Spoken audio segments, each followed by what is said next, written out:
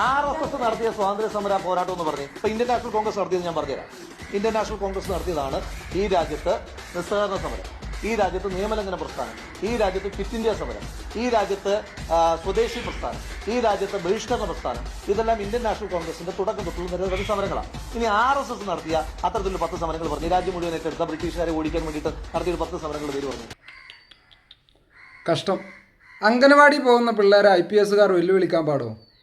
എന്താണ് രാഹുലേട്ടാ, അവരെ ബുദ്ധി വളരട്ട്, കുറച്ച് സമയം കൂടെ. യഥാർത്ഥ മുസ്ലിം ബഹിഷ്കരണ പ്രസ്ഥാനവും ഗോമൂത്ര സമരവും ചാണക വിപ്ലവവും ഒക്കെ കമ്പനി കാണാനിരിക്കുന്നേ ഉള്ളൂ.